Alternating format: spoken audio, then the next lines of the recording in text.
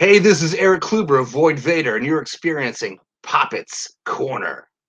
What's going on, everyone? Welcome, episode 104 of Poppets Corner. And I'd like to bring back on the show one of my good buddies, one and only Mr. Trevor Church of Haunt. How you doing today, sir? I'm great, Tanner. Good to be back, man. Thanks for coming back, man. It should be fun. It's going to be a new format for this episode. I know I've already spoken to you on the first 3 records of yours. Yeah. So you release, you're like a Dave Ellefson who releases stuff like every 6 months. So you're gonna have to be a regular on the show, it seems. Yeah, so I'm looking forward to that. I'm the house band. I love it, dude. So like I said, I'm gonna do a different format this time around. You have a new record called Beautiful Distraction, which is fucking great. I don't kiss ass just to kiss ass. I really enjoyed the record. So what I'm going to do is I'm going to do it song by song and kind of learn some fun facts and just go through the nitty gritty of all things Beautiful Distraction. So if you're ready, man, I'd love to get started. Let's go. Cool. All right. So before we even get started, you've always used the same artist, it seems, for the album cover, I've noticed. Yeah, for the most part.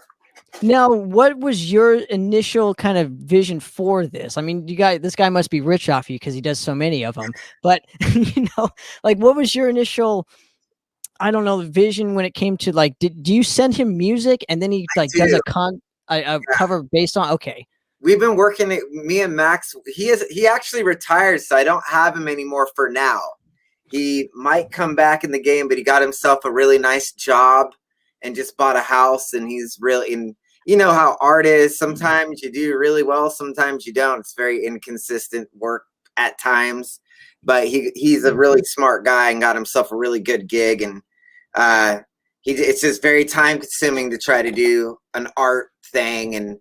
But what we've done in the past is I just send him stuff and be like, well, here's what I'm working on, or just even a title. I'll have like a working title and be like, this is what I'm going to call it. And he'd start working on stuff and just send me stuff.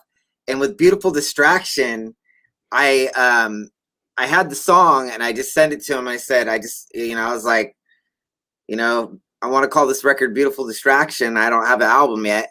And literally that was sent to me 20 minutes later. And I've always been I really like simplistic art, kind of just, it just spoke to me immediately. I was like, this is anything with the skull. I don't know why. I mean, it's been done a million times and I don't care. Like, I love skulls. My neighbor's kids, he just drew me something the other day and it says skull. He drew me a skull. It says Scully on it. And he's like 5. So even 5-year-olds know, like, I have a skull obsession. So Max Tremblay does most of the Haunt graphics. He's done the majority of my albums. He's not the creator of the logo. The creator of the logo is Paul Abrin from Bronca Studios. I've also worked with Daniel Porta on an album cover, but Max has done Burst in a Flame, If Icarus Could Fly, Mind Freeze. He did the 7-inch splits. He did, and he obviously did Beautiful Distraction, and he did like 10 Beastmaker albums with me. So he's been around me for a long time. So he really knows, like, I work fast and he did the art fast. So, this was one of those ones though, that it was like, he sent it and it was done.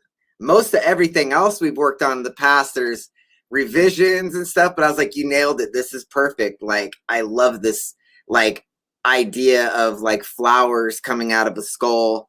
It's kind of like, it kind of almost is like a beautiful distraction within itself, and the art in that light, like, you have like death and then the beautifulness of things growing wild and out of control. So I thought it was a really good matchup for what I was doing. It's one of my favorite album covers, period. I don't know. It's going to be a hard one to beat. I mean, like I said, I enjoy it. Did he do Flashback as well? Yeah, my bad. I forgot that I even did Flashback. I've got so many albums that I'm starting to forget that I did them. That's fucking awesome, dude. But, but so, considering going, because I haven't talked to you since, I haven't talked to you almost since what Mind Freeze even came out. So, Yeah. can we kind of touch upon Flashback and kind of the direction when it came to, Beautiful Distraction to, or Flashback to Beautiful Distraction, Beautiful Distractions kind of more of like I would say a hodgepodge, because I know that you have some older material on this. You re-recorded a couple songs on it, but Yeah. talk to me a little bit about the writing process when Beautiful Distraction coming out of the Flashback sessions.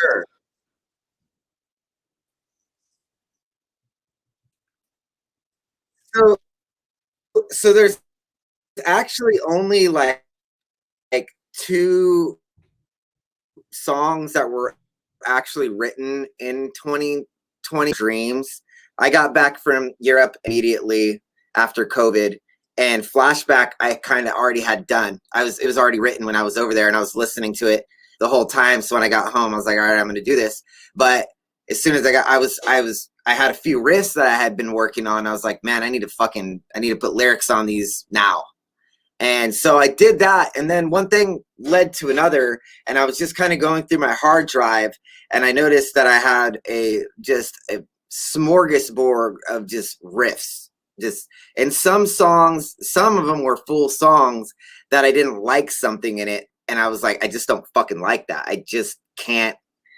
There's something just like it never got released. But anyway, so what I decided to do was to do a very I've always tried to like be a little bit more interactive with my fans through social media by doing like live Facebook stuff, talking to them and just kind of giving them, I'm alone for most of the stuff I do. So it's really easy just to put a camera in here and be like, here, this is what I'm working on.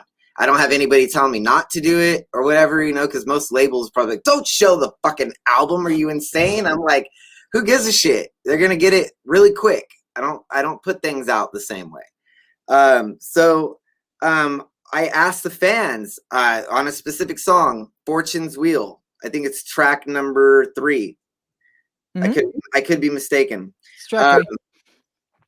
Anyway, I hated the chorus. It was supposed to be on If Icarus Could Fly, which I'm wearing the shirt. And I remember I had my Taylor, who's playing bass and Haunt at the time. He was here and I showed it to him. I was like, man, I really like a lot of this song, but this chorus fucking sucks. It used to be called Armageddon. And then with COVID, I just was like, Armageddon? No, fuck, no. I'm not writing a song called like Armageddon. Like, so what I ended up doing is I just showed everybody and they're like, the riffs are banging. This intro is off the charts. Like, this is a good song, but we all hate the chorus. It was kind of the verdict, which I already had felt, but I was feeling a little bit like maybe the whole song just needed to get scrapped, So with that being said, I was like, all right, I'll be back soon and I'll have a whole restructured everything for you guys. So in working on that one, so that was like the interaction, I was talking with people. It was worth diving into. Had Beautiful Distraction, In Our Dreams. Now I have working on Fortune's Will. And I literally think I finished it in like 5 hours. I rewrote all the lyrics, changed the whole kind of direction of the song. Because like I said, before it was about Armageddon. Now it's about Fortune's Wheel, about like, leading somebody to a better path of enlightenment, so to speak. Maybe, it's really weird because, I'm like I wouldn't say recovering anymore, but I used to drink a lot in my 20s and I haven't had a drink in like 11 years. So I tend to kind of revolve around that because that's been such a huge part of my life of just being alcohol free. And it's like, and this song's not exactly about that, but it is in some ways because I've helped lead some people out of some really dark places. You could ask Andy Soldati, who's drumming in Haunt now. I got him to get on board with me because we used to party together a lot. And I'm like, hey, man, fuck that shit. Let's do music. Like, we don't need to be Like, when did the partying become more important than the music? So some of the song is kind of loosely based upon that friendship with him, and also with some others I've encountered in my days of, you know, some people are just like, how the fuck did you quit drinking? Like, how did you just stop? Like, I don't drink at all. Nothing. Never. I'll never drink again. And I'm not saying that you shouldn't drink or anything like that or whatever. But for me, it was a problem because things weren't happening. My life was out of control. So Right. Fortune's Wheel kind of just spawned from that. And that gives you kind of some really nice in-depth perspective of what that really means. Because like some would see fortune as like money or something, but to me it's more about, like I said, like a path to enlightenment, to like further personal growth because of an experience that I had lived and was so bogged down by it. I would never be Trevor Church of Haunt or Beastmaker hadn't I like opened my eyes and had an awakening, and then brought other people with me, like especially my best friend. Like, that was huge. Absolutely. Well, can we go back to like, obviously you weren't happy with the initial chorus. Was it the riff that you weren't feeling, or was it just like the cadences in the chorus, or just the chorus was like, it just didn't have, it just sucked. Like the riff, I mean, I can't really explain it more. The riffs didn't change. The song was written. It was done. I literally just went back and I had to revision like how that chorus was going to be. And I had a hard time doing the original. I think that's why I didn't get it. And that's why it didn't make the cut, is it just didn't have any, like, usually my choruses, I really try to get them stuck in your head some shape or form. I want it to be like catchy enough to where even if you don't like Haunt, you're going to be singing it later. You're going to be like, fuck, that guy got stuck in my head again. That son of a bitch, man. Absolutely. Wrote a goddamn chorus to get stuck. So that's really, and it's a little bit, if you listen to my catalog, that chorus is way different than anything I have ever done. Well, there's a lot of choruses like this in this specific record for me. Yeah. This one's a little bit more hooky than say a couple of the previous records, which is, it's good and bad. I mean, I still like the grit of the previous two records, which on this one I felt there was more of like, a catchiness. You wanted to write more, I don't know, more good rock songs, which is like desperately needed, unfortunately, in this day and age. I really don't know what really, I've always said you can't really force what comes out. It has to always happen naturally, because when I force things, they tend to go on the back burner, because I like it to be like, all right, here we go, boom, done. Right. In a day. That means that I felt it. You know what I mean? It has that feel. So this record, again, we got to move on with it right now to understand how it was put together, because this wasn't put together conventionally of Trevor Church. I'll never do an album like this ever again, by the way. This is not going to happen. So the next song, which I think song 4 is Face of Danger. So that one was just it only had a verse riff. And that, now I'm talking to my fans interactively on Facebook Live, showing them riffs and being like, well, we got 3 songs now. We didn't really touch what In Our Dreams a Beautiful Distraction are, but we could talk about that later. We'll rendezvous. I'll steal it. Don't worry about it. This part of the story is actually the one that is most interesting to me, because again, like, I experimented and it won't happen again, because it was, I went down a road that I'll tell you about it right now. So I started showing them riffs. So this was the first one. I just clicked on a folder and we're like, all right. And these videos, I think, are still on Facebook. If you go way back to early, like 2020, probably June 2020, they might still be up. I'm not sure. Anyway, I open a folder and there's a rip.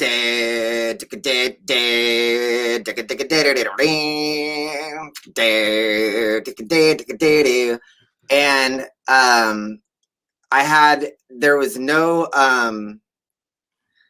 there was no pre-chorus yet. I think I had the riff. And they were like, that's sick. We love this. This is fucking awesome. And so that song was born out of that. Lyrically, speaking of that one, I mean, it is really, again, if you really like read my lyrics, you'll start to see a reoccurring theme of, some would say like melancholy, but to me, there is the melancholy side of it. But what's really taking place is, you know, we're all gonna face some really dark shit some point in time. I don't think anybody is excluded from this, no matter how rich or how poor. You're gonna have to battle something at some point in time in your life, no matter what. And that's just about kind of that. I was actually being audited by the IRS when all this was happening too. So yeah, so I was kind of like feeling like I was being attacked personally at that time. And I don't like the government ever looking at me. Who does? Like, I don't want to exist to them. I want to be about like I want to be a fucking needle in a haystack as far as I'm concerned. No, like, they're just, to me, it's just the IRS. They're very, very fucking, it's a stressful situation. Well, yeah, I mean, the government, I don't know. I don't want to get political, but I'm not for, more government. So it's like nothing happened. But what happened is I had to go back and basically do 2 years of taxes. I had filed and everything, but they didn't because I'm self-employed, so I get a lot of write-offs. And some of the stuff we wrote off was in the incorrect box.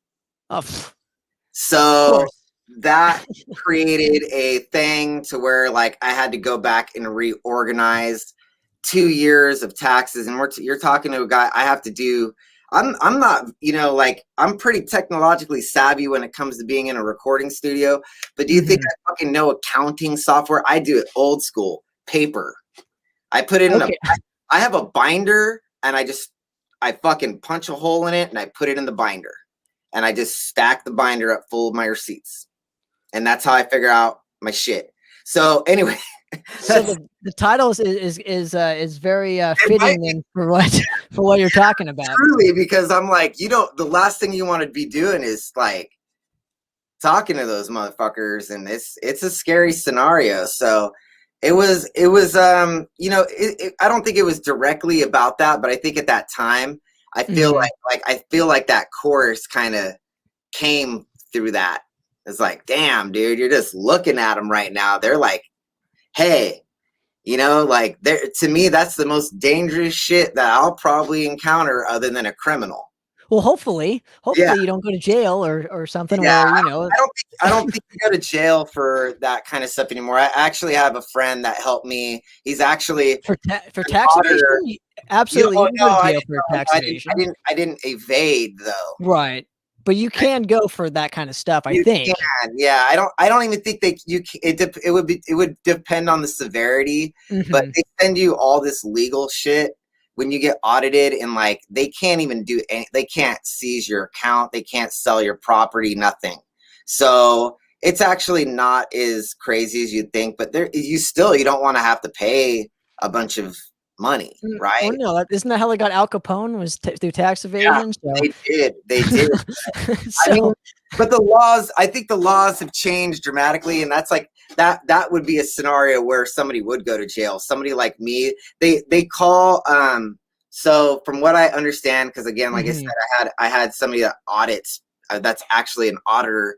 Kind of, he came over and looked over my shit for me to make sure everything was okay, because I don't fucking know. I mean, again, right, dude, you have like 80 different incomes within the haunt camp, which you know, through band So, camp and this and this and this and no, that. So, it's crazy. So I have, and if you saw what a band, like the band camp printout is, dude, it's a book. It's like I think for 2019, I printed 800 pages. wow. Hopefully there's a library nearby, because when I gave it to her, I had to bring a box, and I'm like, she's like, those better not be receipts just piled in there. I'm like, no, it's organized in binders, but I was like, I can't carry it, so you get a box. So my God, dude. Anyway, I gave her a box of shit, but that's kind of like face of danger. Is like, it's really, it kind of that like that theme really. It's fitting, dude. It's very fitting. It fit what's right going there. on. I was like, man, I was stressed the fuck out, but I was determined to write music. I was like, I'm not letting this shit slow me down. Fuck this shit. Like, absolutely, we're good. We're good. You filed, you kept your receipts. You did everything. I mean, I pay somebody to do my taxes. I don't fucking do my taxes. They fucked up. Right. They fucked up and didn't do their job right, and I fucking got nabbed because of it. So bullshit, man. One of those scenarios. Now I know. Now that I've gone through this shit, like, I know it thoroughly. I'm like, I know where I could do it myself now, basically. But I'm not going to. I don't want to do all that shit. That's how your whole career has been, though. Is like trusting somebody else and then getting fucked over and then having to relearn everything to where it doesn't happen again. It seems like, you know, you had to learn every instrument. You had to learn how to record.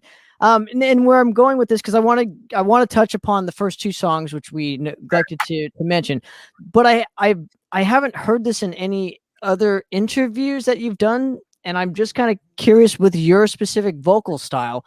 You know, I think you, from my ears, and just as a guy who records and is in a band, you know, you do record vocals twice, where it's like layered on top of each other, correct? And that's kind of how you get your, I don't know, your reverb or whatever cadences your voice has. It gives it like a natural delay.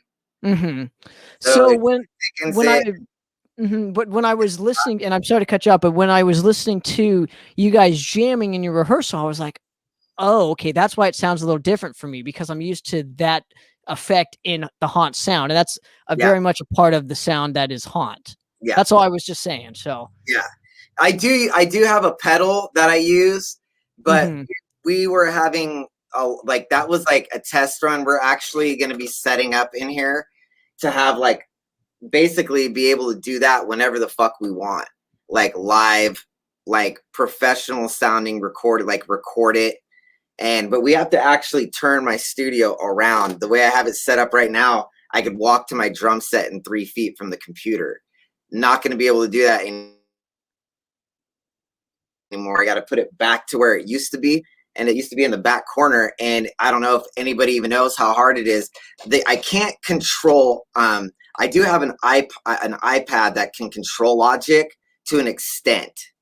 I can't press record and then stop and then delete it and start over, if that makes any sense. So once I've armed the track, I have to nail it, because if I don't, I have to come back, press stop, and delete what's recorded and start over. So I had to walk all the way there. So I have to have the headphones on, the longest headphone cable on the planet. It's like 25 feet. And I got to go 1, 2, 3, sit down, get cozy in time. And then, all right, 1. And then usually I give myself like a warning. It'll be like, beep, doo. Like I make that sound because like the click, I could get lost. Because sometimes I'll be like, fuck, maybe I'm too stoned or something. I was like, oh, I didn't count. But then you hear that beep and you're sitting there already, you're like, fuck yeah, boom. And then you can start. But yeah, so we're gonna, I have an effect that I use, and it's just a doubler. It doubles your voice and kind of it just gives it a little thickness. And it probably puts an octave on it though too, right? You can probably put an octave on that thing. Okay. I don't put an octave on it. It's just literally called, it's just a doubling effect, literally. So it doubles your voice. So there's just this slight delay. And the way that I learned, I stumbled upon that technique was just Aussie, because that's something that It totally is Aussie. So of course that is where that comes into play, because once I started doing that with Beastmaker, now I can't not do it.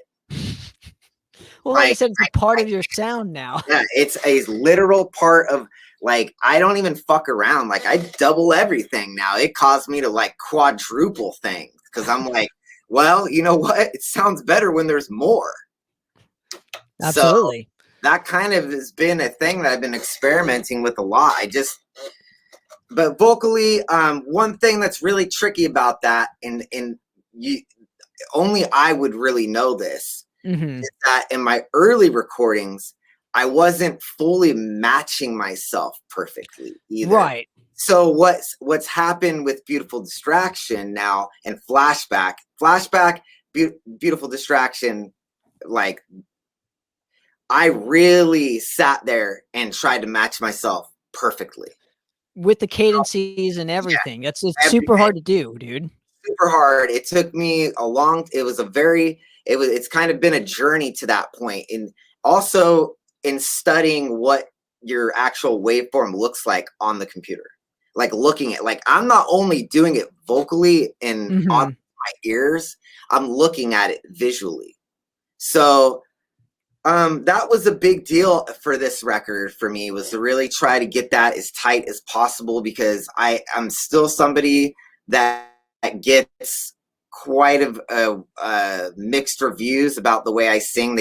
Some people say he sings to his limitation, but I don't actually have a limitation. I could do falsetto screaming. I'm broad. If people didn't realize by now, I'm a broad spectrum musician. Drums, bass, I play everything. So to think that I don't sing in every way would be a critic's mistake, only because they've only heard me do what I do.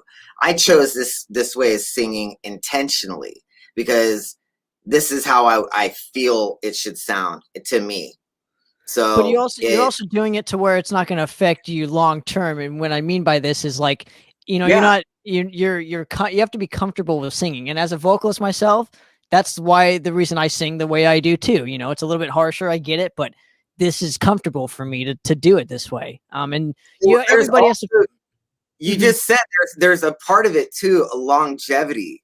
Some people really, like, they do things that only youth can provide, especially in 80s style metal. I mean, could Don Dokken even hit a note anymore? No. And it's like a train wreck, right? It's a train wreck.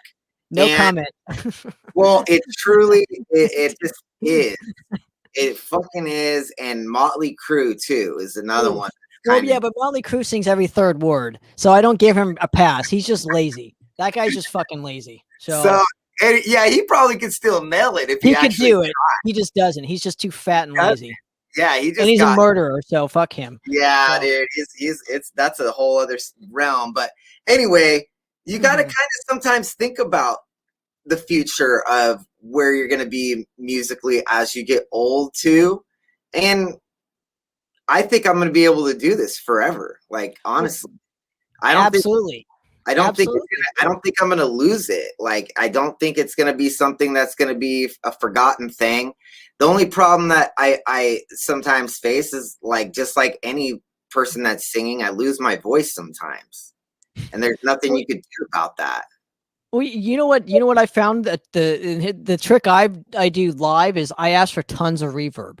And the reason for that is because it makes me feel like I don't have to push as hard. Yeah. And that's when you lose your voice, is when so all of your fellow vocalists out there that are singing in more of an extreme type, or even if you're just singing like what Trevor does, is ask for tons of reverb on stage. Trust me.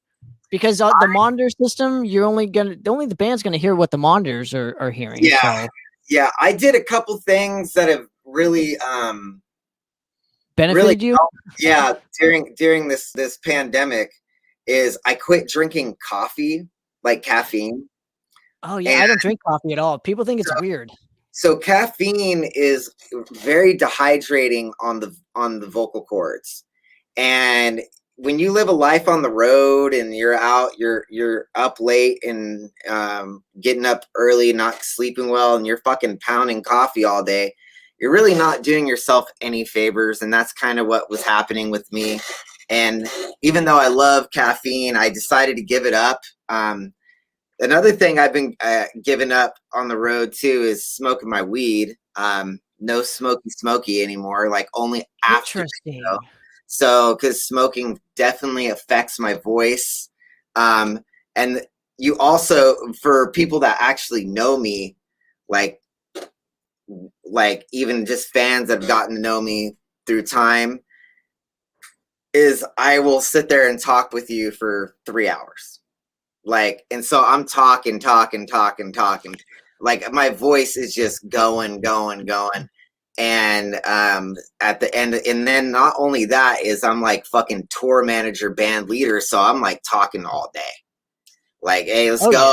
You know, there's just always something. I don't ever get to be just quiet in a shell. And the only time I do that is when I know my voice is going. I'm like, I'm not talking to anybody. Sorry. Like, let's keep it to a simple thing because I could feel it going. I know now when my voice is gonna go because it's happened so many times that when I feel it, I'm like, it's going. I'm not gonna have it tonight. And now with that, and I'm sorry to interrupt this, but you know, can you give me like, you know, like something that would help a fellow vocalist out when they experience this, because it does happen. You know, the best of the best loses their voice. It fucking sucks. There's like literally nothing you could really do. The best thing that I've found is that resting is like key to it. Like sometimes I found relief though, like somebody will bring you some tea and you'll get some relief from drinking some vocal tea. But I mean, once you get out there and your adrenaline's going, you might have your voice for 2 songs and it's gone. So right. There's nothing that really, and I think it's like it's more of an emotional thing that happens to you that really, I think, even makes it worse. So I like nowadays, like if my voice is going to go, I'm just not going to play.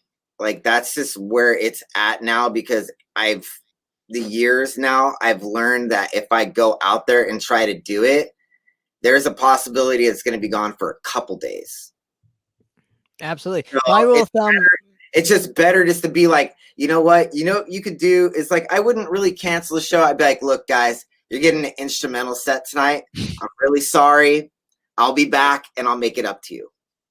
Well, you know, absolutely. And I think we've all experienced like health reasons. Like I'm going through a health issue right now that many people have noticed, and I'm not trying to talk about it too much on social media platforms because I just don't do social media. But you know, I'm going to see a hand specialist this week. I saw that. I saw you talking. So I just had to sing. I didn't want to cancel the show. So you know, it was just like, this is the best I got right now. Like, you know, it is what it is. So, but it's mentally draining on stage, like being like, why the fuck can't I? God damn it! You just feel really shitty. There's people there wanting to see you. You want to fucking sing and show people what you're made of, and you're just human at the end of the day. But anyway, playing guitar and singing at the same time really is a difficult thing to do. You don't get to breathe. Yeah, so, I know. When you're not breathing, you're straining already. You've already strained.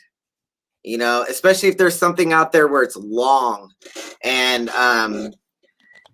so it's a very challenging thing to do. And I think anybody that does what the same that plays guitar and sings, especially if you do faster stuff where it's actually technical and you have to think about it. I mean, if you're telling me all I had to do is strum 3 chords, I wouldn't even break a sweat. But I'm sitting here doing fucking alternating picking and doing technical riffs in between, skipping strings as well with alternating, you know, palm muting patterns, and having to sing a melody at the same time. And that in itself is draining and will wear my voice out. Let me add to that real quick. And I know I'm kind of let's see, like, you know, and you got to put on the show.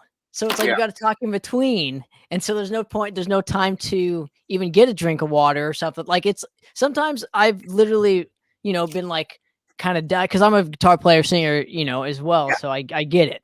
You get it. Exactly. Now let's go to because there's definitely more topics that I do want to discuss, but I would like to concentrate on the Beautiful Distraction record and just talk about the title track. Why was it a conscious, what was it a conscious decision for you to, start off with the title track and just kind of do, what kind of some, it was kind of more old school. It was a little risky move, to be honest, because it's definitely one of my more poppy songs that I wrote it for my wife. So she thinks it's a terrible title, but loves the song. She's like, I'm a distraction. I'm like, you just don't get it. Of course, a woman would say, your wife would say that. I'm a distraction. How dare you? But I'm like, well, read the lyrics. They're really nice, and they're beautiful, beautiful song. And she actually loves that song now. Like she's like, can you please get it on the radio? I'm like, what? I don't have that power. Hey, radio. I'm sitting there like it's valet. Radio, put this on. All right, cool. Hey, babe, it's on the radio now. It's on internet radio. It's on internet. You're talking FM radio. But I think they played me on the Heidi and Frank show on KLOS though. Wow. Yeah, they did. Old school, dude. They put KLOS. Anyway, but she wouldn't know that. I told her about it, and she's like, "What's that?" I'm like, KLOS at one time was like one of the biggest rock stations ever. But anyway, it's really, really a poppy song, and again, it's like a love song on top of that, and I'm in a weird genre in some ways of that. And sometimes I feel like I don't belong because of my topic choices and stuff.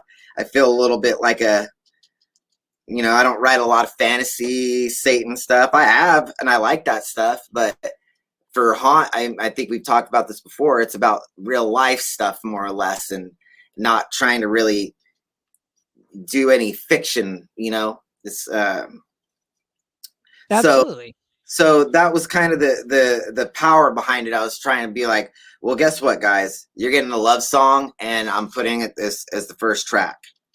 And now, it did throw some people off for sure. They're like, man, this is very poppy, and they're like, oh, okay, now it sounds like Haunt again. But I think all of it's poppy. I think all of it. I'm like, you guys don't know me like I know me. I see all of the synchronicity of everything of like what my songs are about, how I sing, and even my chord structures. I know all of them. I know what I use. So it's like, this song is actually the same as one of the ones before. You think I got soft now? It was soft then too.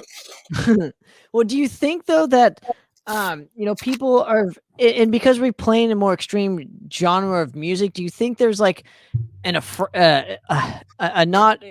to say a confidence, a self-confidence kind of issue when it comes to like doing what you want within it? Because metal has this like this elitism that doesn't belong for me personally. I don't ever cater to that stuff. I don't really give a shit who likes it and who doesn't. Yeah. I just do what I do. And if you like it, great. And I'm sure it's the same mentality with you. I'm sure I'm preaching to the choir here, but do you think because of that elitism, like people are like afraid to take kind of those chances, on maybe the opposite side of the spectrum, not the norm? I think a lot of it just depends on the attitude that you try to portray. And with somebody like me, like a non-drinker, so like that party metal vibe, where your lyrical topics are going to be a certain way. I don't want to really give out specifics, but I think you could agree, like Motley Crue has like a certain lyrical persona, and other bands will have that kind of same, Wasp would even be one I would use, or Manowar, where you already kind of know the lyrical theme right out the gate. And there's a lot of bands that kind of follow that trajectory. And it has a vibe. It's like there's certain things. Now, for me, I just felt like I don't really belong there anymore. I probably did at one time when I was hammering whiskey. I was with Motley Crue. You know what I'm saying? But like I quit that, and then it was like, well, here I am. I don't really quite know where I belong, kind of scenario, but I like these bands. I like this style of playing. I like technical music, and technical music, no matter what, generally ends up becoming metal in some sort of way, because it is like the more harder to play because you got to do it. It's faster, it's harder, it's heavier. So even though I feel like it's both parameters, I think we are seeing the genre is kind of spreading into this the new wave of traditional heavy metal genre. It's spreading in a lot of areas, and I'll give you a few examples. Is you have your basic like fantasy Iron Maiden kind of worship bands that all kind of have like the chrome logo kind of aesthetic. That'll go over here. And then you got bands that are a little bit more kind of have more of the classic heavy metal lyrical Dio kind of stuff, or yeah, Dio, definitely Dio. Maybe some Aussie where it's you start getting darker lyrical themes, occult stuff. You're gonna have that, but then you're starting to you start getting some bands that might be a little bit more into like sci-fi, and like I'll get an example of a band like that would be like Flight from Norway, where they have an album that's just basically like sci-fi themed. And so, but they all kind of are molded together in one shape, in one bubble, because everybody wants the comfort of being able to call it something. So we're all collectively one. But I think, it's always, I feel like it's always better just to be yourself. So if you are that, like, I'm drinking whiskey, partying, metal type type stuff, fucking do it. Like, but there's gonna always be somewhere where if you could find your identity, that's how people will start to like gravitate to you. I feel like, because when you're too much of something else, it's gonna be harder for people to gravitate to, because there's too many bands.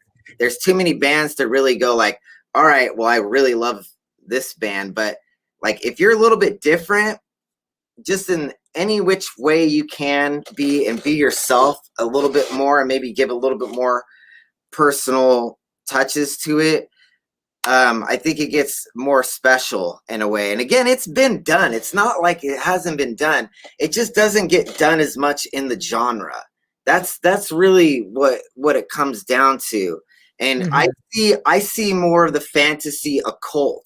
That's kind of the driven central focus of heavy metal to me a lot of times.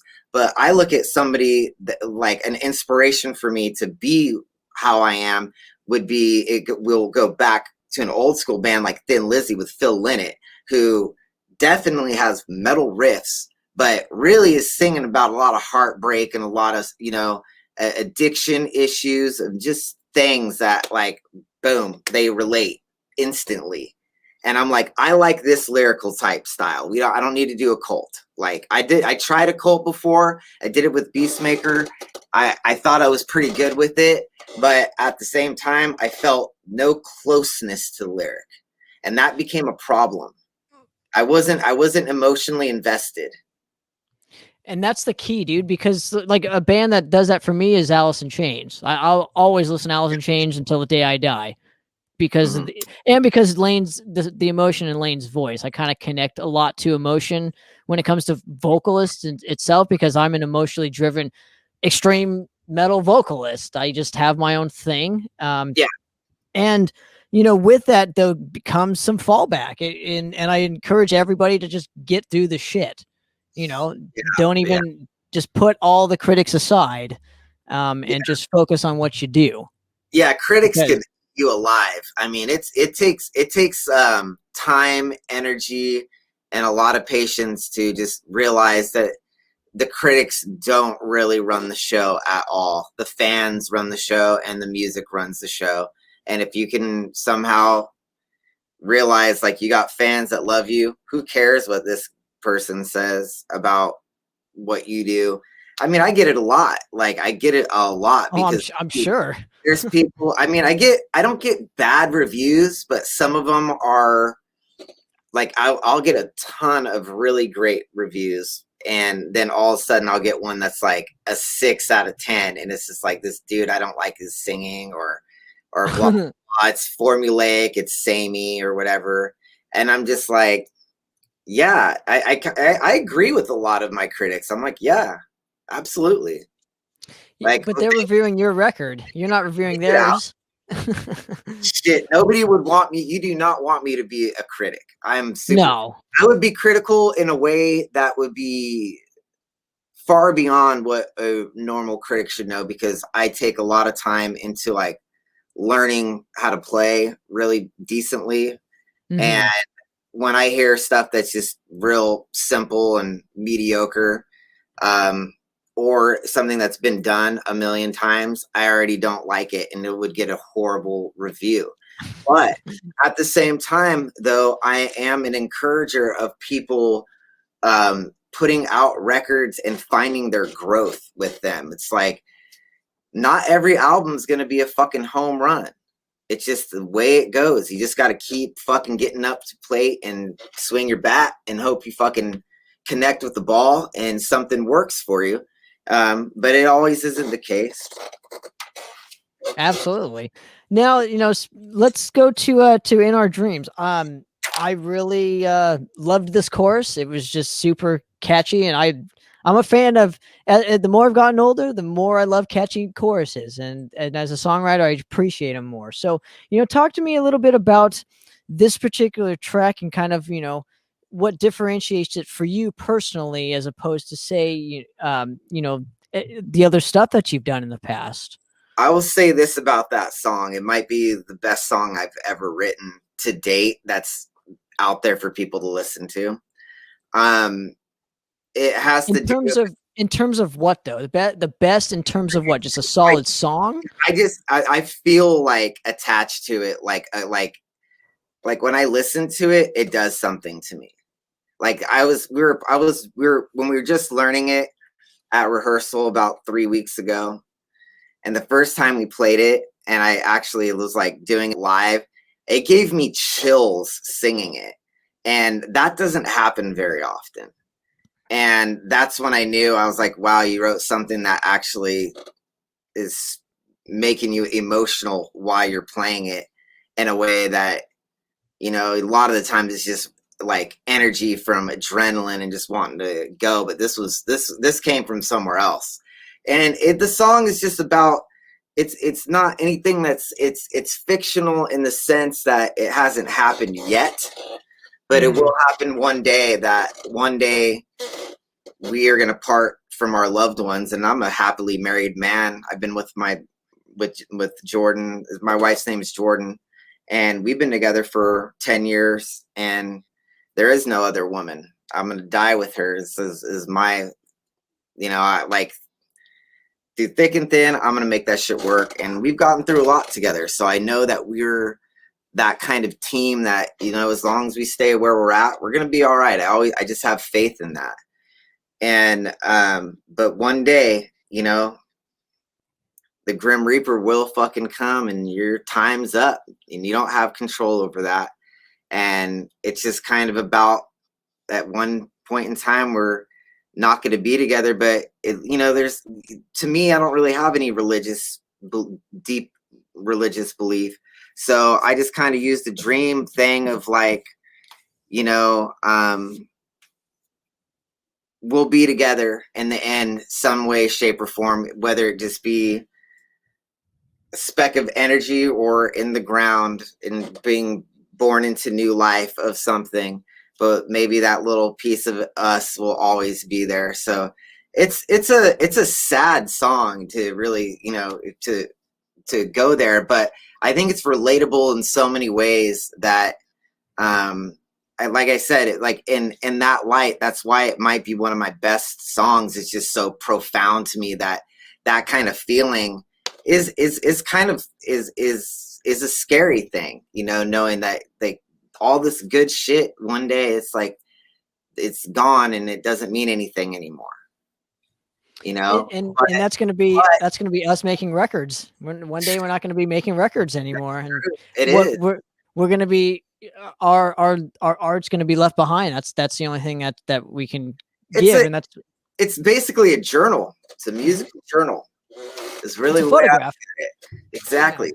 It's a photograph. It's a journal. It's whatever you want to really say it is. And yeah, it definitely is going to come to an end. I mean, I don't even think I'll be married still and not be doing albums. You know what I mean? I'll be a live married man traveling with my wife, doing what we'll be doing as old people. And this is a young man's game. You can only go hard for so long, and before the energy runs dry, or just the passion. Passion. Or the physical aspects. Yeah, the physical aspects are probably what make most people end up quitting is a physical problem. I mean, retiring. dude, my fucking wrist. I mean, my wrist. I got problems galore myself. I mean, I got tennis elbow, fucking carpal tunnel. I've broken my arm right here. So well, you skate though too, so that probably comes from the skating aspect and falling a lot. Yeah, I broke my arm, so I got some pain here. I also, when I was like 21, I was at a skate park, and a kid was coming on the roll-in as I was going up the bank, and he fucking knocked me so hard, just fucked my shoulder for life. It's always been a little. It's like I went and did physical therapy and got everything back in check. It dislocated my shoulder. Give me the willies. So it gave like, oh dude, when he hit, like, dude, it felt like a little like nail just went like into my shoulder. And so they put it back, and you're just like, oh, it's just like instant relief. But there was just some like really, my range of motion was really bad. And like even now up here, it's tight. Like when I do that, I have to stretch all the time. I try to get 30 minutes of stretching in, but I also broke my hand here. So, and I've broken this finger as well. So, and this is my right hand I picked. Man, this fucking arm is like, and I'm right-handed, so I do everything right-handed. I feel like I never get a break. I'm like, you never get a break, bro. I'm sorry. I'm a workaholic. I can't help it. I haven't been able to use my right hand for like 2 weeks. So I know it sucks, dude. Have you ever heard of a TENS machine? No, what is this? So a TENS machine is these little like sticky pads that you put on your muscle, and it sends an electrical signal into your muscle. It's like a spasm. It kind of creates and it causes like this constriction and release, which, man, I will tell you right now, I can't live without it. Like, it goes on the road with me. When I go in at night, I put that fucking thing, I'll put it everywhere. I put it anywhere on my body. It's amazing. But it is weird because sometimes you'll sitting there and it's like, ooh, you're just maybe I need something like that, dude. It's like kind of just like, fuck, dude. Fuck. You put it on your foot, and like your foot will just go like it's really bizarre, but honestly, it does wonders for me, and it does wonders for my wrist.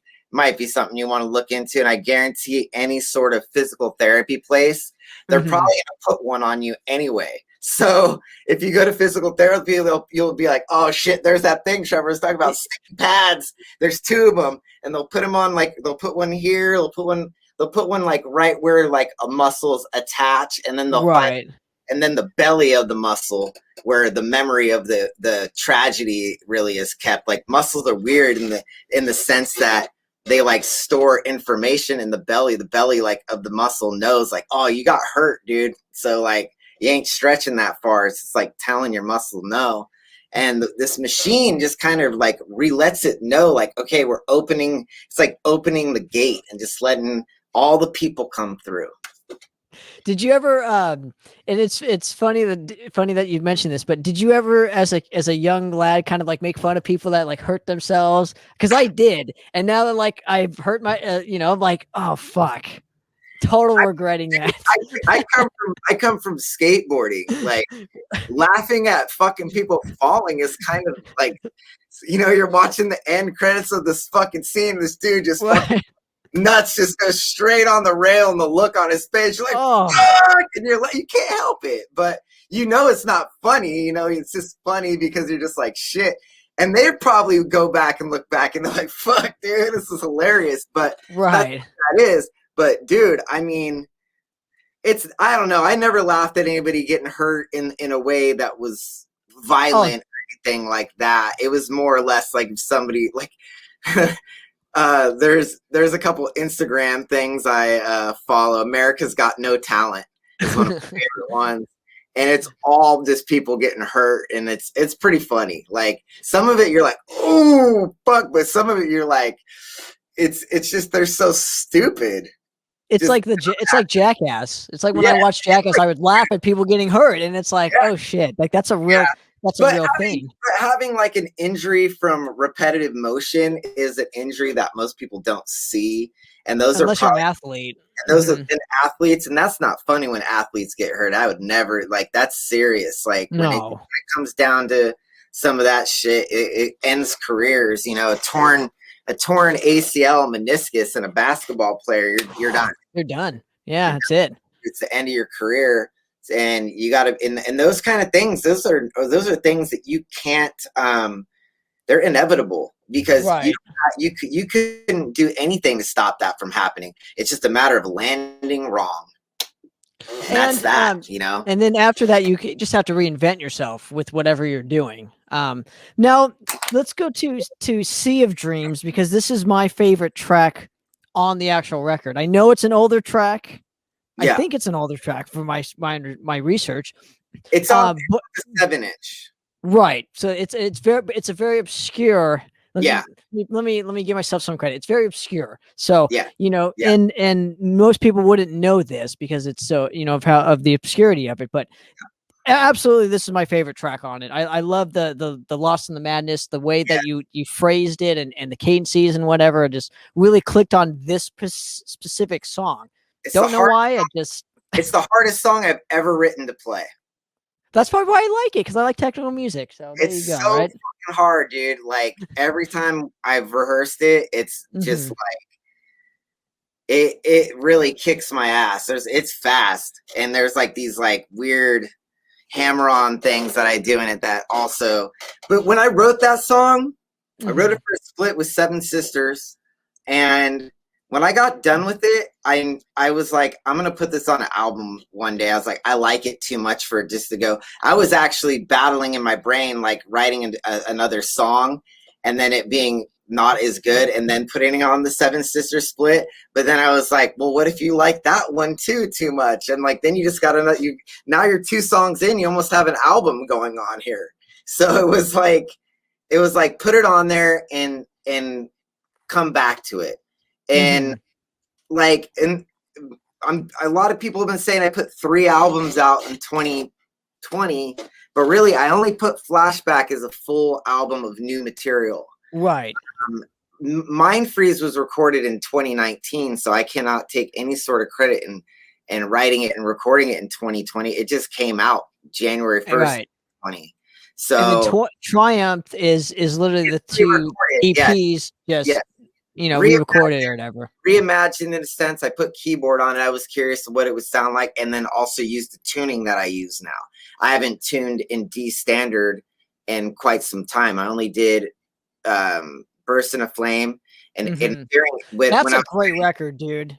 Thank you, dude. I know I told you like when I first talked to you, I wasn't a fan of that, but I recently bought it on vinyl, and it's like becoming one of my favorites. Don't know why. I just started doing a remaster of it to go onto my label because the license is almost up, and now I'm gonna own it. I was like, well, Shadow Kingdom had that version. I'm gonna do a different version. I mean, bands have been doing this shit since the beginning of time. It's not anything new. I mean, if you looked at how many times Metallica has remixed and remastered records over the fucking course of the career. Yeah, absolutely. Hundreds of times, really. I mean, like, plates go bad. You know, there's things have to be, and also, you know, you're doing these pressings. Do they sound identical? Probably not. There's going to be a little nuance here and there in every. I already hear it out there and on stuff that I've done. I'm like, this is not the original. You know what I mean? I have it on my phone, so I can just throw it on there. I'm like, nope, sounds different. There's something. It went through some sort of compression, or somebody got ripped onto somebody's computer and then got compressed to like 120 kilobytes per second, then thrown out there the cosmos, and then somebody tried to make it 256, or who knows. I mean, there's so many things that happen, but it's been interesting because I've been reliving those songs right now, and hearing the performances of what everything was and where I was at that time, because that was the first album I ever recorded, basically, as a DIY kind of alone scenario of like where I'm like, all right, I'm doing the whole album. I'm not turning it over to, like, back in the Beastmaker days, I would record the album and then I would give it to Andy and he would finish it up. He would do the shit, and then he would bring the mastering back and we would do the mastering stuff together generally. So that's kind of how that was the formula up until Burst into Flame, because now I don't have Andy, so I'm kind of like engineering, mixing it alone now. So there's some big fucking, you know, mistakes in there, and I'm surprised it even came out the way it did and had any success, because I mean, I wouldn't say it's a production marvel, but maybe it's just the vibe of it all, because I was working really hard on it and I was trying to like do something cool and on my own. You know, it's right. Well, it's also raw. I mean, there's some rawness factor to that thing too that I really enjoyed as well. Yeah, it's I'm gonna be honest with you. The new version, it's lost that, because now it has, like, because I've been learning how to record more balanced records, and it just overall has a different sound, even though it's like basically the same shit. You know what I mean? Absolutely. I have different equipment now too, so it's like a different studio. Well, yeah, and you're in a different place now too. So obviously you have the ear that you now have, as opposed to when you. And to me, it's important to have the plates like how I want them to be, so I don't have to do this shit again for a long time. Totally. And that's the other thing, is when you're licensing, it's very rare that a band gets their licensing back as quickly. But the way I had it set up is I get the license back pretty fast. I didn't know I was gonna be doing a label, but everything that's on Shadow Kingdom at some point in time is gonna have to be put. I'm gonna want it differently. I don't want the same thing they did. You know what I mean? It's gonna be on Church Recordings, so I want it to have its own identity, vibe, right?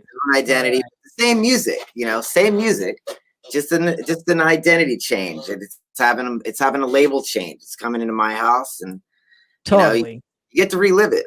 Absolutely. Now, can we talk about some label stuff, if you don't mind? Because I've learned so much from the last time I talked to you.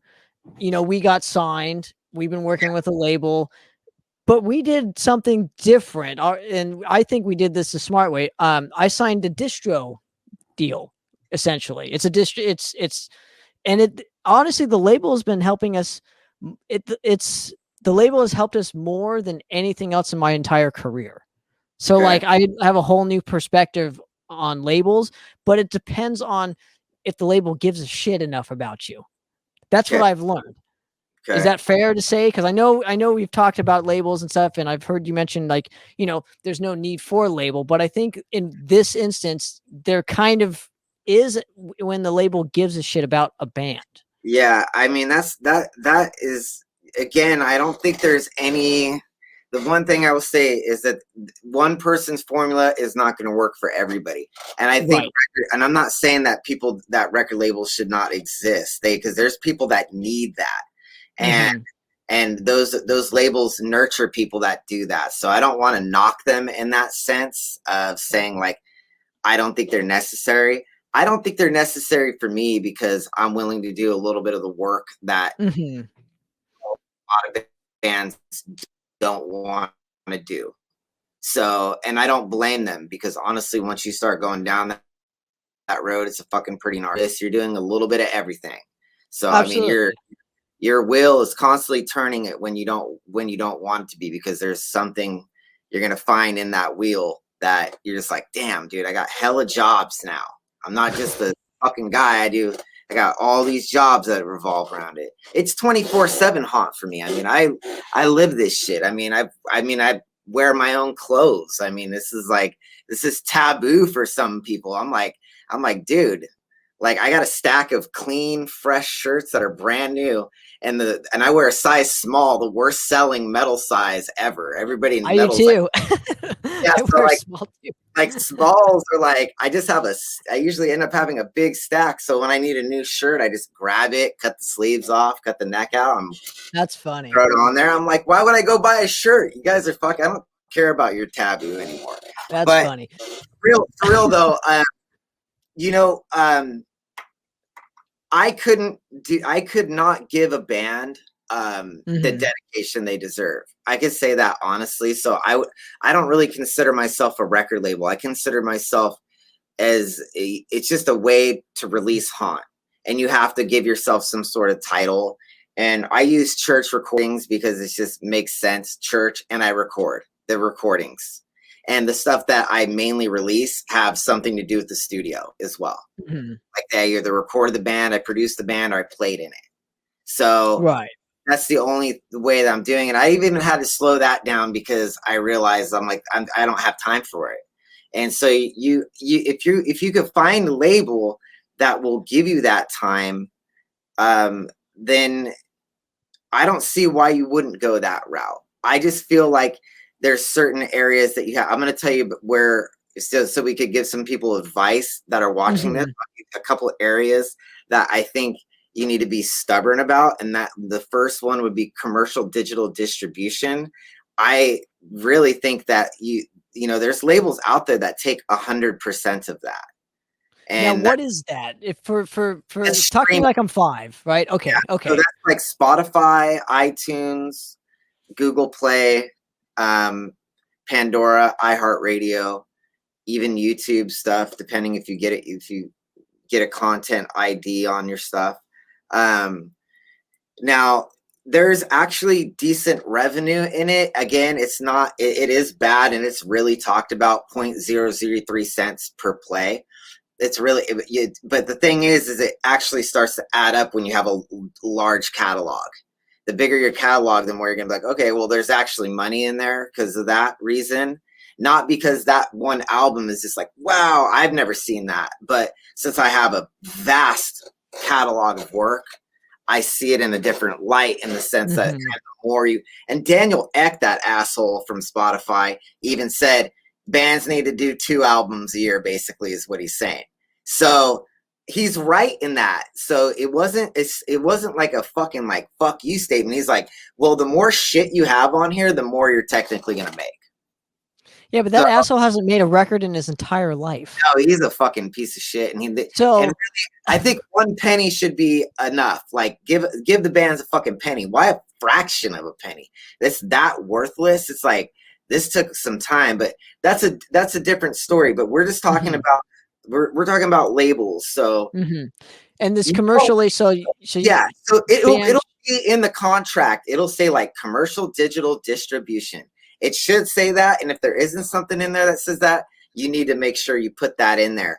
And I would say, because you're in a business relationship and you want the label to really do some stuff, I think like a 50-50 split there with the label and band or songwriter would be the way to go. I don't do it that way, but like, again, it's fair, but I would push them to the limits and be like, well, I don't really need to do this album with you. But that's kind of how my situation was different. It's not going to be the same for everybody, but I got it to where it was more in my favor. I was like, I don't ever want to be, you're not to me, like nobody's equal to me. I'm the creator.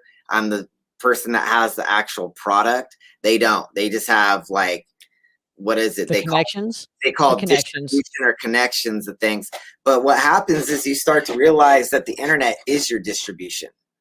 And I think that I had a conversation with a friend that owns a really great record label, Writing Easy Records. My friend Daniel Hall is one of my big inspirations, actually. So I will give him a lot of my ideas actually came from him. So I owe him a lot, because he's kind of given me a different trajectory than what he does. So he kind of, as him being my friend, he kind of sees like inside, like what my brain is thinking. And he's more or less like nurturing me, telling me like, hey, do this shit your fucking self. You don't need this shit. And I'm going to tell you why. And, you know, he'll bring me down to that reason. And what it comes down to is like, you know, with Haunt fans, it's like a lot of them know where to get my stuff. They go to Bandcamp, they buy it direct from me. And I've made it like a point to really drill Bandcamp into my even I have problems with Bandcamp. They take 10% of everything you make. So I mean, it's not exactly a really great deal.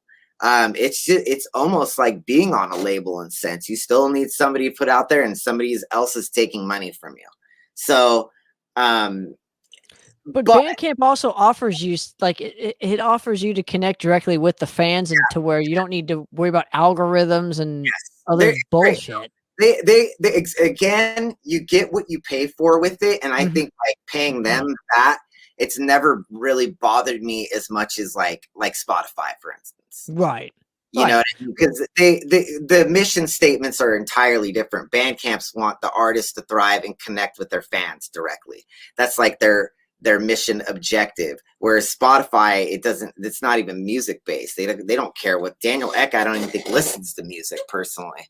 I mean, I doubt they're sucking up podcasts now. Podcasts are becoming the new music now, and podcasts and everything else. great. I love podcasts. I've noticed that I like podcasts more than I like a lot of other stuff. Some just people talking, because it's more real. Like like Netflix is getting old. Their TV series are starting to suck ass. I'm just like, all right, this is not where I want to be. And then I start listening to, like, I listen to my friends. Like, I have cool fucking friends. That's awesome. So like my friends that are on podcasts, I just listen to what they have to say. And I'm sure they'd probably do the same with me. They're like, what's Trevor saying on this fucking thing? I have a lot of friends that do that with Poppet's Corner. They like to listen to what I have to say. I love what you have going on right here, right now, to be honest with you. This backdrop shit, like, this is the dopest, like. I know. Well, we got to do this real quick. I mean, I have to keep instilling it, because maybe people just tuned in or whatever it is, but it's like, I got to show the album cover for what we're talking about. And I know we're going on tons of rants, which I'm fucking digging this. I don't want to take up too much of your time, but I really dig conversations like this. The joint isn't gone yet. When it's gone, that means it's over with. It's over. As far as your time with me goes, so however long you want me, you got me until this is like. Yeah, dude.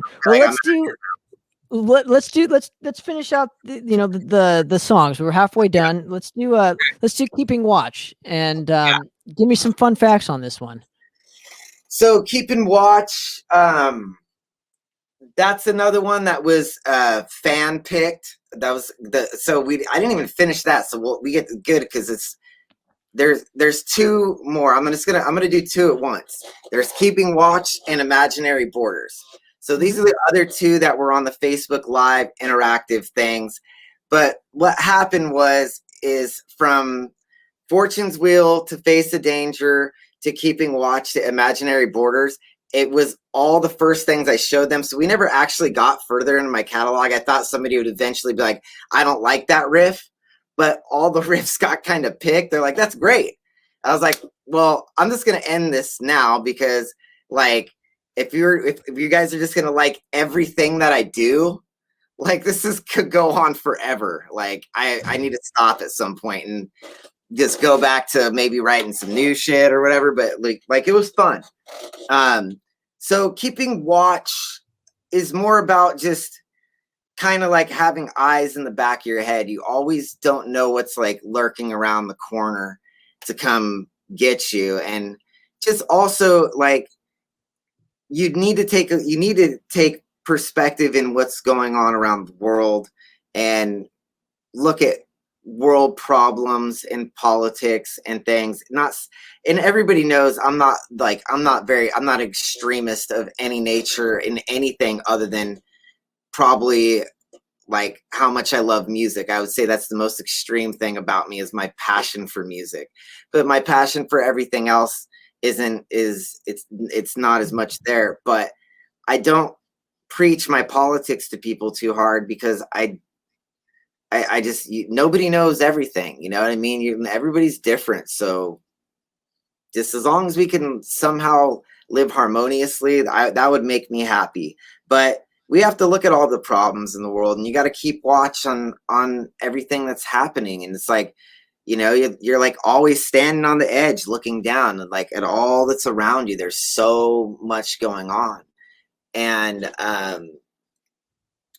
that's kind of what that one's about in a sense. If I had to like really pinpoint it to the exact like things and times, that's kind of what I'm trying to think of the lyrics right now, and I'm drawing a blank because I it's one of the, we don't play it, so it's getting lost right now. I know what the chorus is, like it's yesterday, but like the verses, I'd have to like listen to it again and be like, okay. It's like usually when I hear the first sentence, it's like a light bulb. It's like, boom. Totally. All right, there it is. I can relate. I can relate, dude. Especially if you have a catalog with like 3 or 4 or more records. It's like, how does this one go again? Fuck, dude, it's like I have all you can see my lyric sheet right behind me. I mean, right. I keep them up there. I mean, that's the whole catalog right there is up there just in case. You never know when you forget. Yeah. So anyway, so like Imaginary Borders, that kind of like, I think the title in itself, and that one has a very different chorus too. I never have done a chorus like that. With kind of like the repeated imagining amongst the stars. Right. That's kind of a different approach. And I don't really hear a lot of bands even trying that approach to where it's like this, I don't know. It's like, it's weird. It was a fun little experiment with it. And I thought it came out cool. And it has a thrashy verse too. So it's real fast.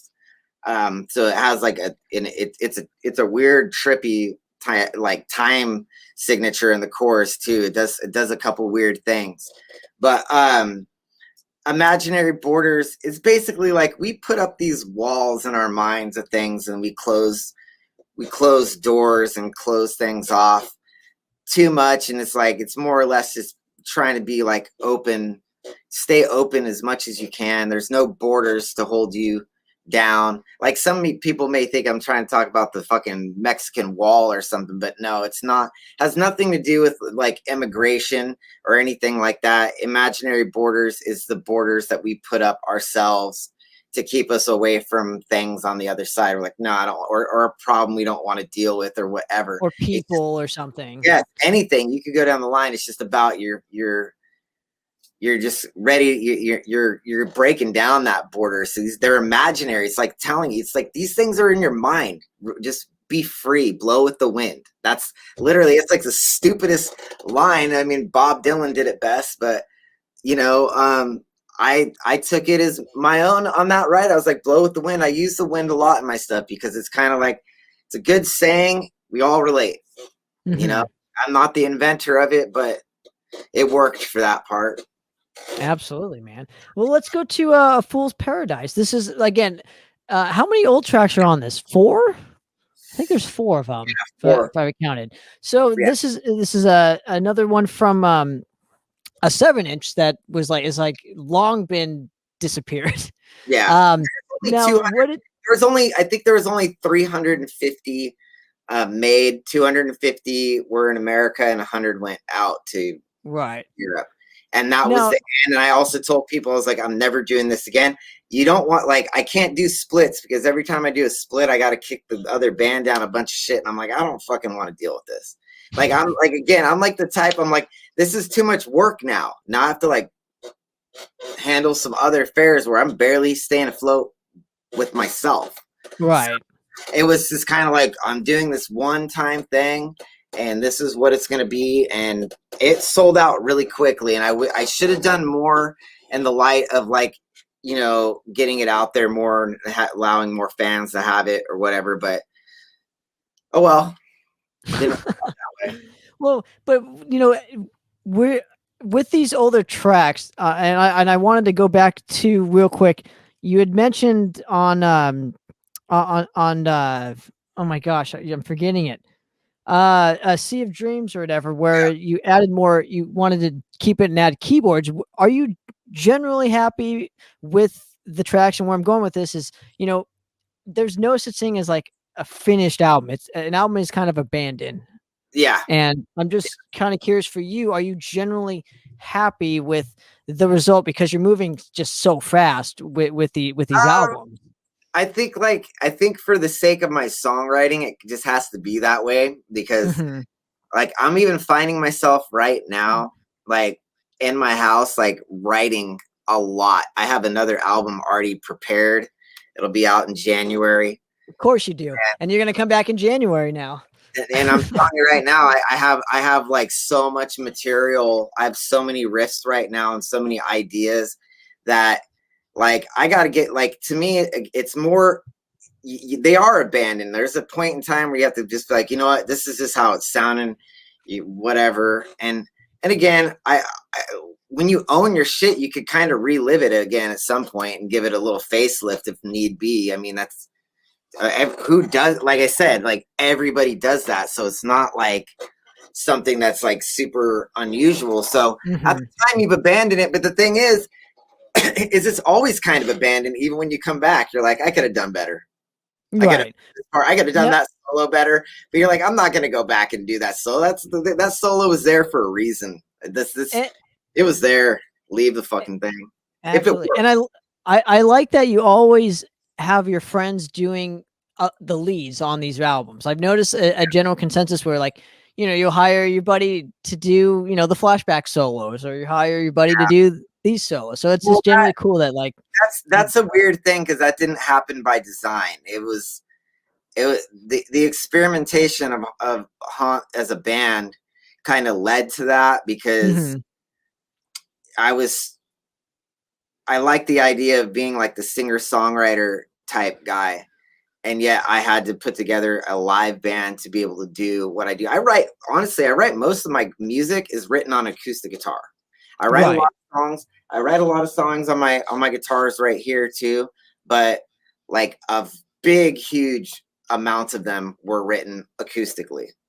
So it kind of was like I had this like whole thing, you know, like I look at it as a singer-songwriter ideal. Absolutely. And I wanted to kind of give it that light. And I think at the time there's some talk about why I needed to do a band and why this, why that. And it was always a conflict. And obviously, like, it leads to, like, most people will notice when Haunt comes back from this pandemic, there's like a whole new live band basically. And that's kind of the reason. There's just things just didn't, you know, they got thrown together and a lot of things just weren't expressed correctly or talked about in a way that everybody agreed on or whatever. And you know, that kind of led to me hiring Philly, and who's a friend, and also has made it, you know, made me realize it might be better for me as an artist that's going to do a lot of albums to bring in other musicians to guest on my records, just to give it a different little solo vibe, like little flavor. Thin Lizzy had like 5 guitar players. I mean, I'm almost nothing. I'm following Phil Lynnett's footsteps without heroin addiction. So I'm gonna have like tons of different musicians in my band probably awesome. Over the course. But the thing is this, you know, I think everybody that really knows me could say, you know, since I don't get fucking wasted and act a fool, there's not really, I don't do stuff that's like destructive, dramatic. Okay. The stuff that happens with me is a lot of it is more or less it's just me being me and being focused on what I'm doing, and like everything else, I don't care as much. Right. Really what it comes down to. So that's hard to be in a band with somebody like that, because I'm like, oh, you want your collaborative part? Nope. Like, why? I already wrote it. It's done. Like, write a song, bring it to me. That's like kind of my focus is like, I don't need anybody to help me write a song. Like that, I feel like that's like is pointless, and it would have to be one of those things where you're in a room together for some reason and you're gonna write. I'm not gonna call somebody on the phone and be like, hey, do you feel like writing a song right now? Well, that especially with them. And especially with your pace, and I know you want to write like 20 albums. I guess that's the ultimate goal for you Oh, specifically, is to write like at least 20 records. yes. And you can't really do that when you're waiting around for No, people. I would be if at the pace that kind of thing goes. At being 39, I'll be 40 this year. I would be Wow. I would be like 75 years old by the time I would finish that, and I'm trying to accomplish that before I'm 50. So Oh, you'll get there. Now let's talk about the Fool's Paradise and just kind of where your head was at, lyrically speaking at the time, because it's kind of an older track, so I kind of want to go back a little ways. I mean, again, I always kind of like I try to make the title of the song reflect what the song is about, so it's not something you gotta be like, what does he fucking mean by this? It's like, it's a fool's paradise. It's like literally like, you're living in a daydream, basically. It's like some people have these lifestyle, like it's kind of like social media stuff. It's like people are just so absorbed in this alternate reality of things, and it's not paradise. It's like we've been kind of fooled into this world of where we connect just all by phone, and that's how it is now. And not saying that that's the entire meaning of it, but that's kind of like the general idea of it, was just kind of like there's all these people that just, this is their life, and in real life, like in person, it's just it's not as unique. Their like characteristic is more unique in a virtual world than it is if they came and sat down with me in here and were like, hey, let's do something. And it's like, no, I don't do that. What do you do? Oh, I do this. Well, Right, most people aren't interesting outside of social media. Sorry, guys. Sorry, not sorry, but most people need to like have some self-worth. I think it's important to have both qualities. The same. You should be who you are on the internet, who you are in real life, and that's a good way to try to go about things. And I really am not. The thing about social media with me is when I started doing Haunt and Beastmaker specifically, I did not like social media. I didn't even have Instagram. I was like, I don't need that shit. I was like, I don't need one more thing that I'm like looking at, scrolling through, and having to interact with. Like Facebook, I already didn't like it. But what I had to tell myself was like, you need to find what you do love about social media and use it in a positive way. Like, don't Police yourself? Are you talking about policing yourself on? Don't talk down to people. Don't post a bunch of your fucking idealistic shit and opinionation stuff. Oh, I don't even post. Yeah, no, I mean, like, I'm just saying, like, it's important to just like, I had to find where it was in social media that I wanted to, like, where you could fit in with it. No, just where it's like what I was posting was like stuff that would make somebody feel good, or somebody wanted to read it and be like, oh, that's cool. Or, just, I mainly just post music shit. I mean, that's like my life, but I have my kid and I post pictures of him and stuff. And I'm like, kids are always great to like post because it's like the future. You're like, hey, look at this little dude. He's kicking ass. Like, we're doing our best job over here trying to parent, The world needs good parenting, dude, at this point. Yeah, I mean, it really does. He's killing it. We do like a Montessori thing with him, and my wife is really great. And we have some really amazing people in his young life I didn't have. So I'm a little jealous. I'm like, damn. Do you think he's gonna grow up and be a musician? I don't know, man. I mean, it would be a father's dream. It's kind of the legacy at this point. I mean, you got my dad, and then you got me now. I mean, I never thought I would ever say that, but it's looking like, I kind of struck a nerve somewhere, and I'm here lingering around in some sort of musical afterlife, because I mean, I definitely came in not in the most triumphant times of rock and roll. I mean, like, we are not the top listen to music these days. Electronic and rap like rules the world. My dad came from an era where there was only rock, everybody listened to rock, or they listened to some form of it. You know what I mean? Like there wasn't 500 million genres yet.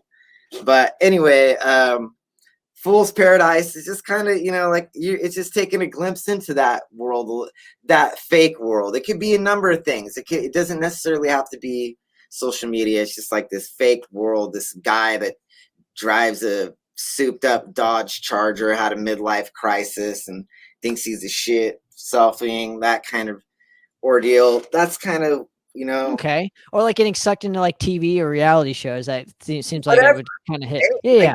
Again, whatever people want to take it as. I mean, lyrics are subjective in that light, where they could take on many different meanings to people. Totally. But we're just talking about mine, and like, again, it's more or less the title is self-explanatory. Totally. Now let's go to Hearts on Fire, and I have to ask this. This is my big question for you is, you know, I noticed the vocals were kind of had the same cadences and the same vocal. It's almost like the same vocal performance as what was on Mind Freeze. And I'm just kind of curious if this is the same vocal performance or if this is just so good to where it's like, you know your voice so well where it's like, no, this is a brand new thing that you can't even tell. Because I couldn't even tell, dude. I was like trying A and being like, and I'm like, is it? If you go back and listen to it, one thing I stumbled on is I kind of like learned how to do a yell with my voice now. And instead of just like kind of just singing all the time, I've put some more emphasis into some things. So if you go back and listen, some of the emphasis is going to be it's going to have more aggression to it. And the other thing that I did with it is I hated how the backing vocals came out on the original. And it was when I went to Europe and I saw what was happening with Hearts on Fire over there and just being able to get people to say Hearts on Fire, when I did it with them, I saw it was crazy. Like, it was like, wow, everybody's singing Hearts on Fire. And what's up? I mean, you don't really write technically a lot of fast stuff within Haunt. Like, this is a kind of a really fast track for you personally. Yeah, it's one of the fastest. So even though it slows down to a gallop, you know. Oh yeah. But I changed up the backing vocals a lot, and also, you know, the solo is different too. I had Philly do the solo on it, so there's some changes. And I also changed the tone of the keyboard. I wasn't super thrilled with the original tone on the keys that I did.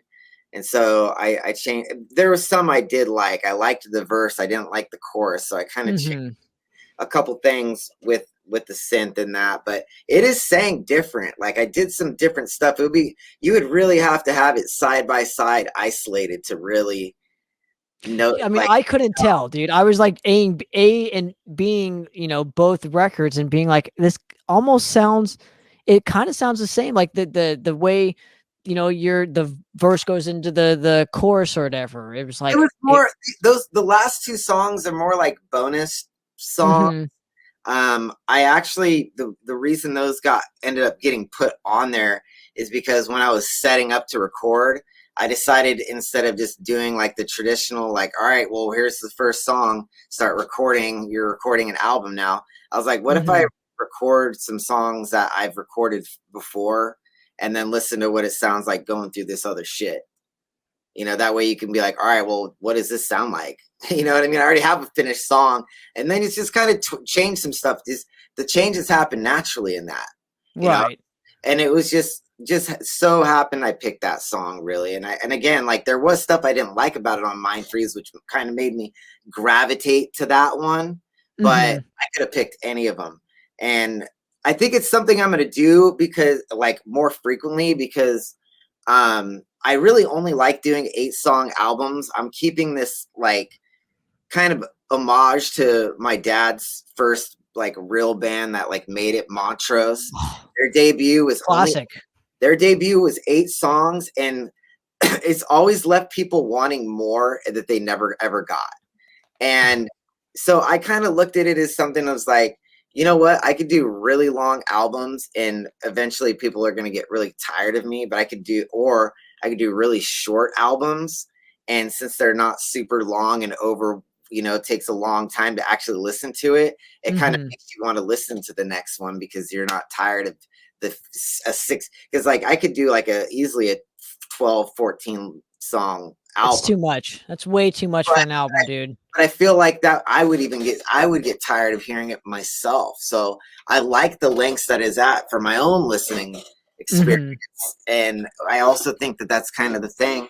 So it's an 8-song deal nowadays. So the last 2 are just kind of like, I think I have to continue that because I think it really helped me kind of dial in Beautiful Distraction. I think it's like one of my better recordings like that I've done, like in the studio. Like the kick drum especially is like, it's almost like it's kicking you in the face like all the time.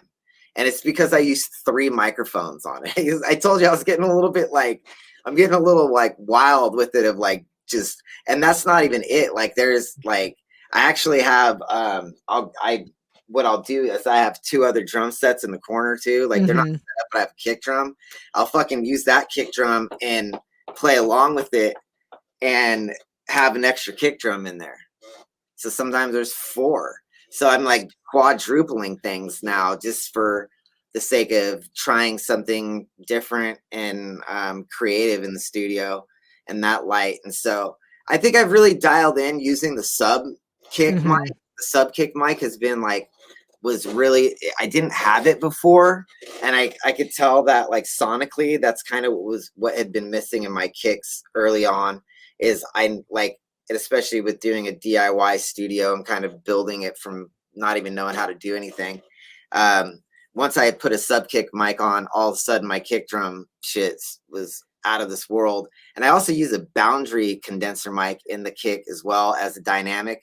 And they're actually, I have them like, they're basically, they live in there. They have their own floating stand. Basically it's mounted onto the brackets.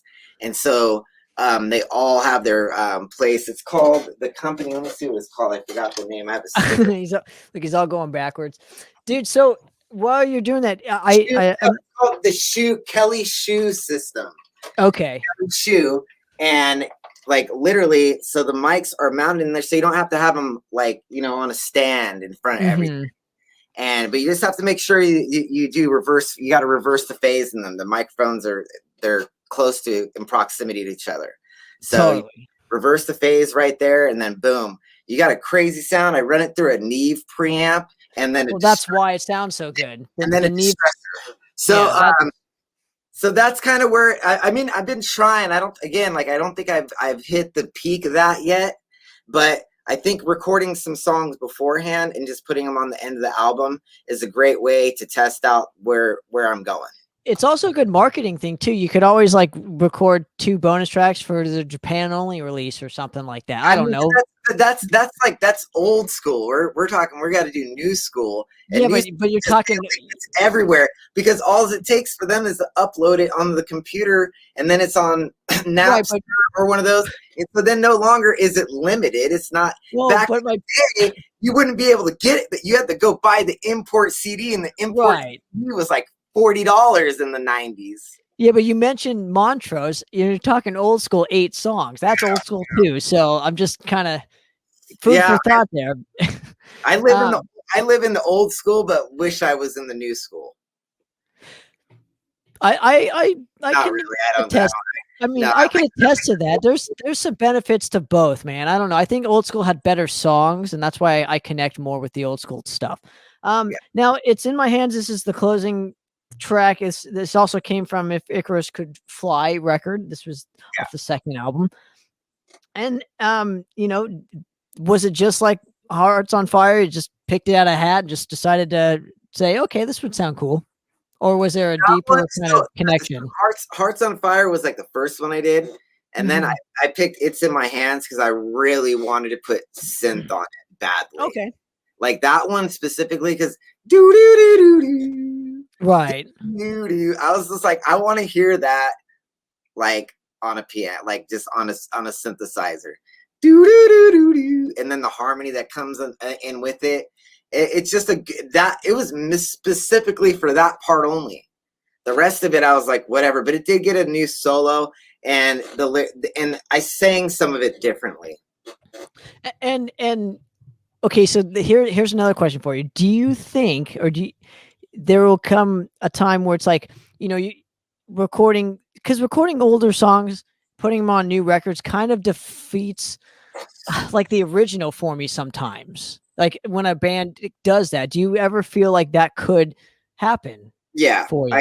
It could, and if it does, oh well. I mean, I'm not. Well, that's why we have the originals, right? That's why. Yeah, I mean, it's like it's if whatever version, you got to sometimes you got to realize some people are gonna come like. I've been noticing this more recently because obviously I just put out a record April 2nd, so right. a month and a day ago. I have a lot of new fans from this record, and they haven't heard Hearts on Fire before. That's crazy to me, dude. Maybe because I've been a fan for a number of years now. Yeah. So I mean, like, so in Han is relatively a new band in its own light, starting in late 2017 with just a digital release of Luminous Eyes. There was never even, the live show didn't happen until March of 2018.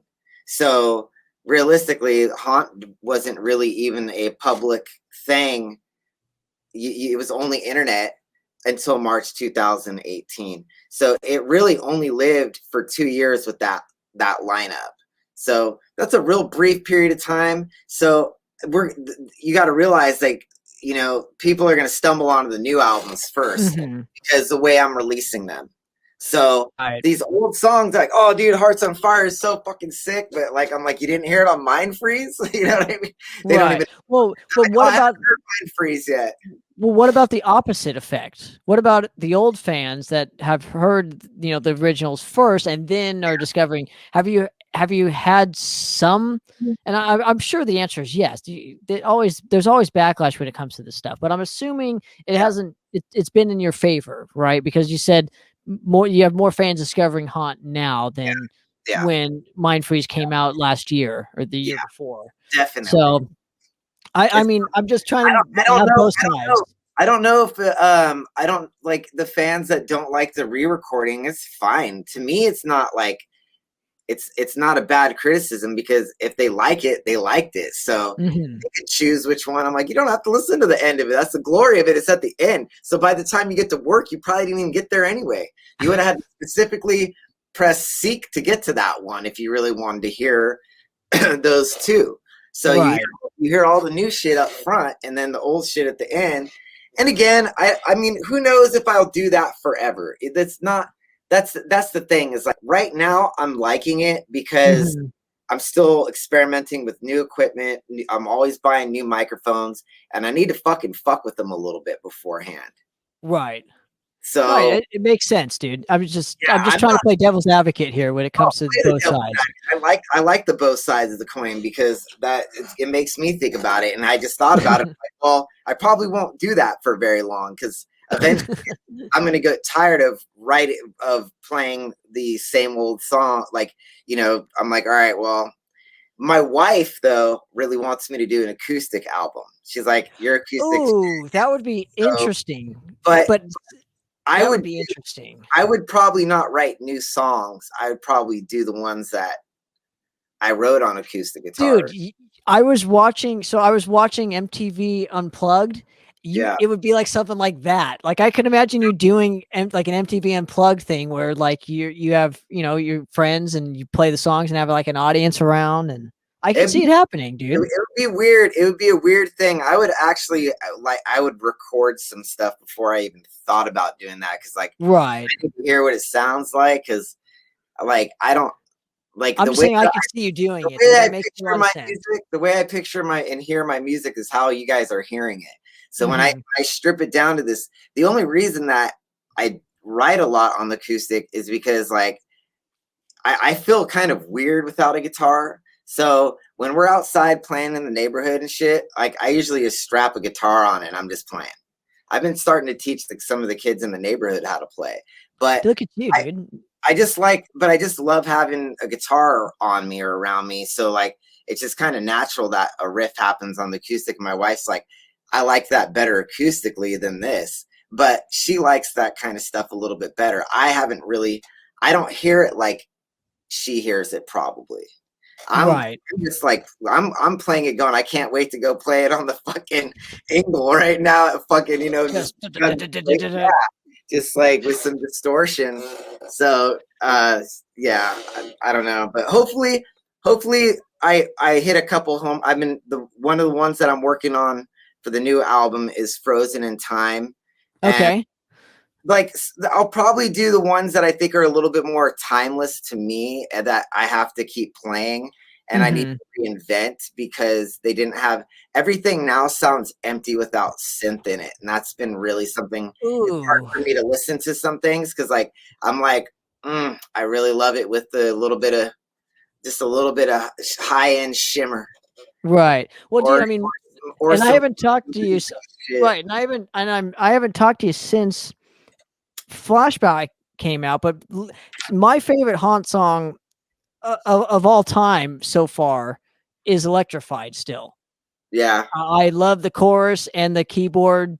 I wish it was longer, to be honest with you. I mean, I was really feeling like a killer middle section would just I don't know. I just love that song so much. But hopefully you never re-record it, but if you do, great. I don't think that one I don't think that song has to be that's like one of the ones though where it's like I don't have to rewrite it because I felt like it got there. It could have used in my personal opinion, I could have came up with a better ending.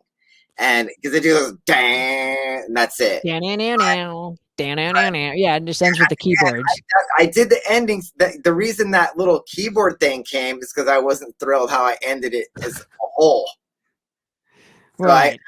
I added that later because I was like, man, but I had already done it. I'd already fucking. Right. I probably could have went back and tried to like punch something in there, but I just it just wasn't coming to me at the time. But I don't know. We're getting to a point where we're going to be setting up, doing more live stuff in here, live band practices and performances that are going to have multiple cameras. I got some new guys in my band that are way more technologically savvy than I am. I mean, I don't fuck with cameras and shit. That's not my forte. So it's kind of amazing to have a couple dudes in here that like do this shit.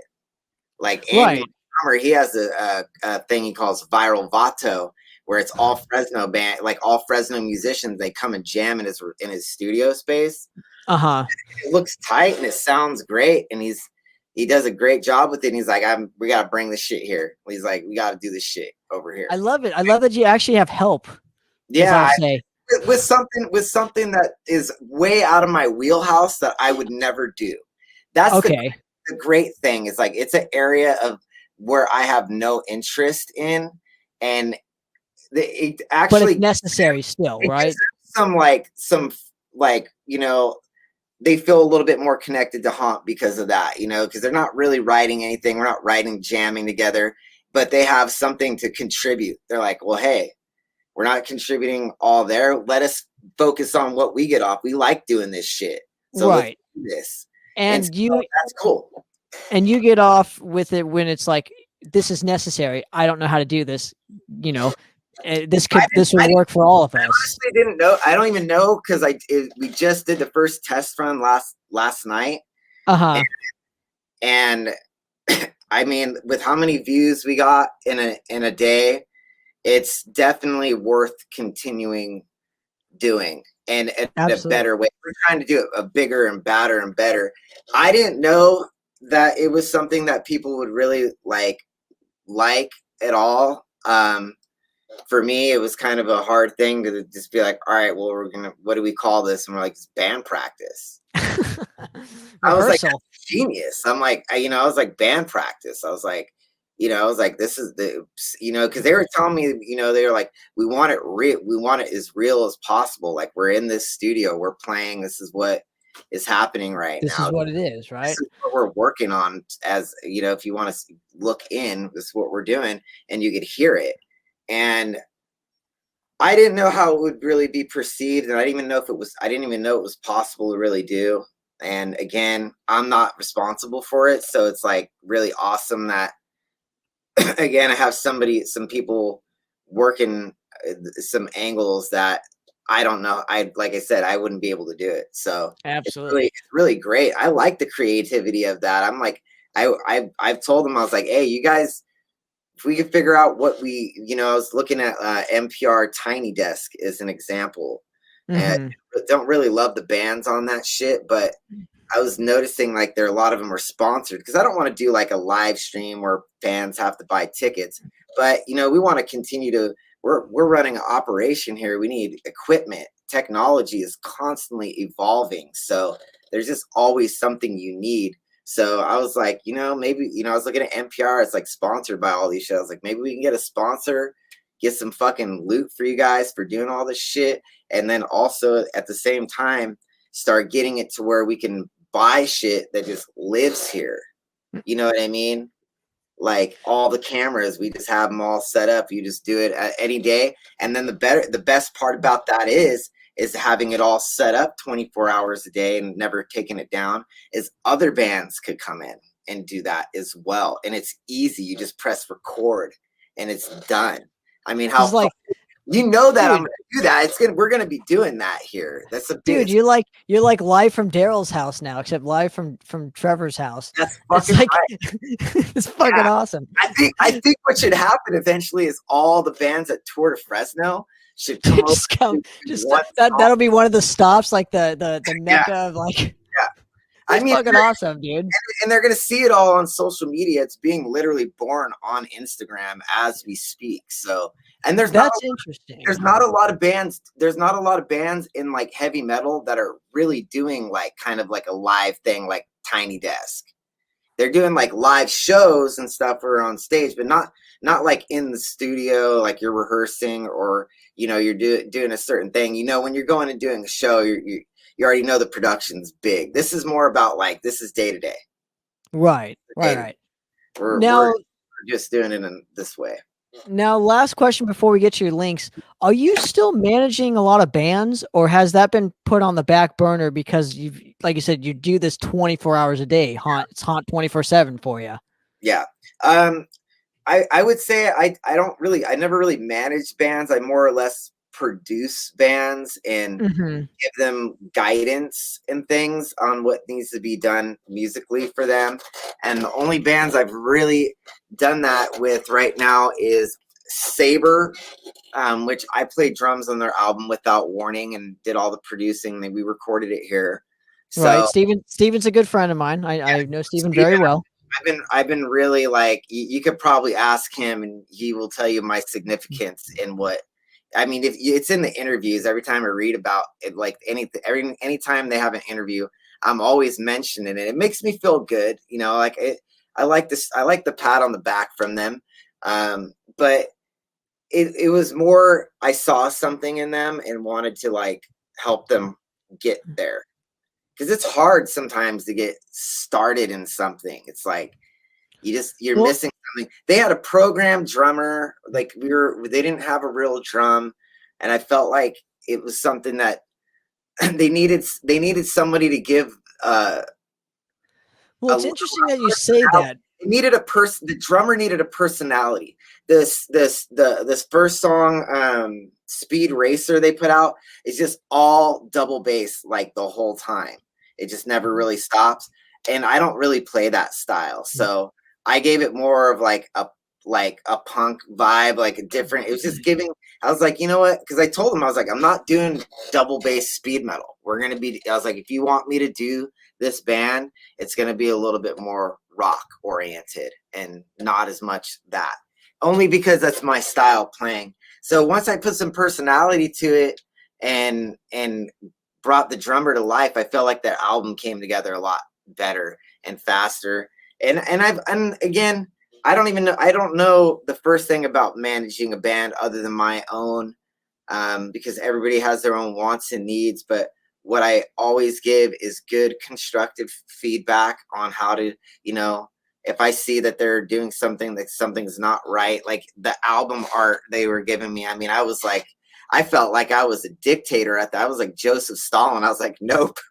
And I mean, I shot down like 4 album covers of theirs until I saw the one. And I was like, that's the album cover.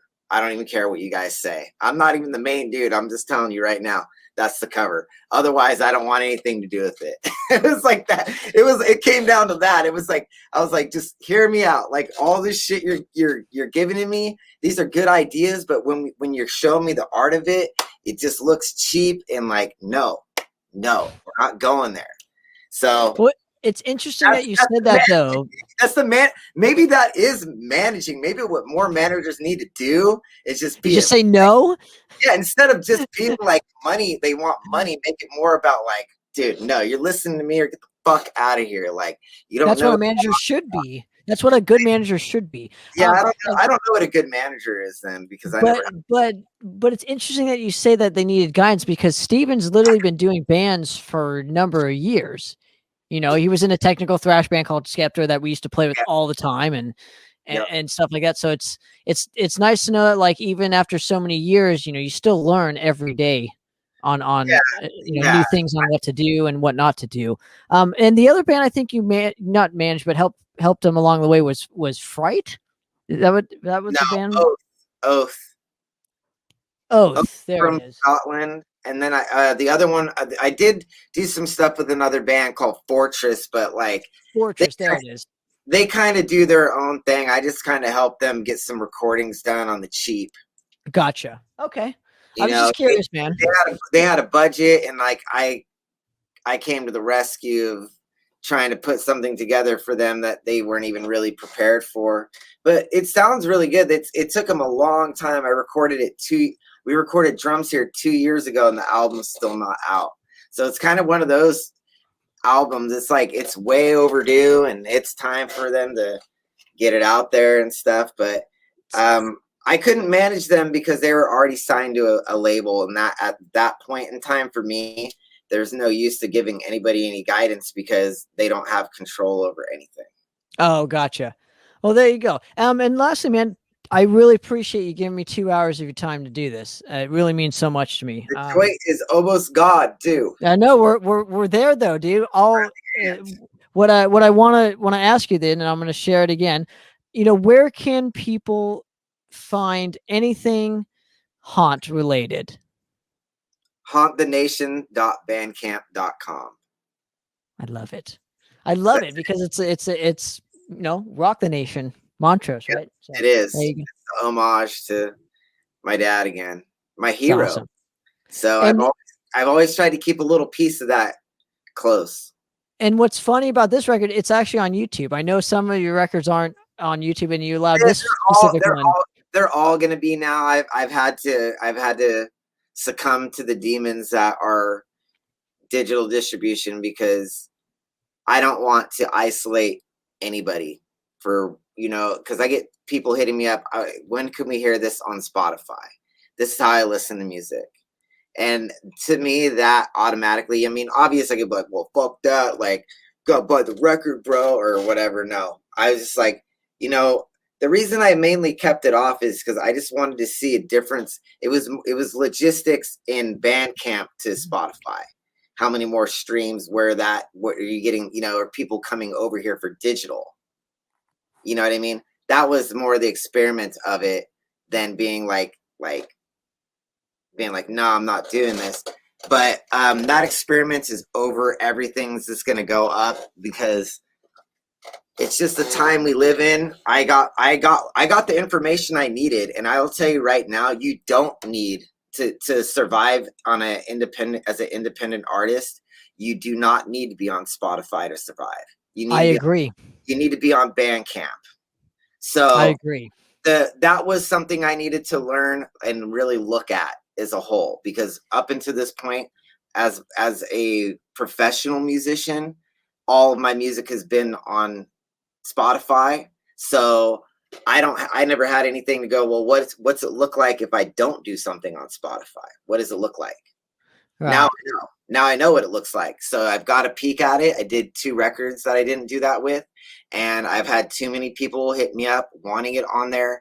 I left it off for almost an entire year. So I was 1 month shy to a year for Flashback. And I said it would be up in a year, but I didn't make it to the year. I didn't need to. I got the information I needed 3 months into it, to be honest. Interesting. I'm glad to hear it. It's a weird thing because again, you have to be pushing Bandcamp from day one. Mm-hmm. You can't have shit spread out all over the place. Has to be here and here only. Are you getting this? Absolutely. I found, I don't know. I with Spotify and those digital media platforms, I've only put like a couple of our albums, and if they want the rest, they can go to Bandcamp. But either way, it works. If you want this, you go here, and if you want this, then you go to Spotify or whatever. But Trevor, Yeah. I really appreciate your time, man. And like I said, give me the links, a couple more times. And it's everything is on Bandcamp. Are there no other sites? No. Okay. So I mean, if you want official, it is hauntthenation.bandcamp.com.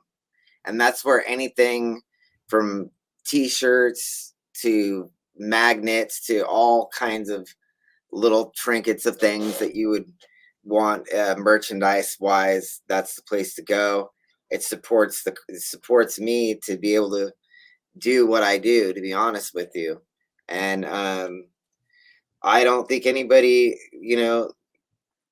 any modern artist right now could say that Bandcamp is incredibly great.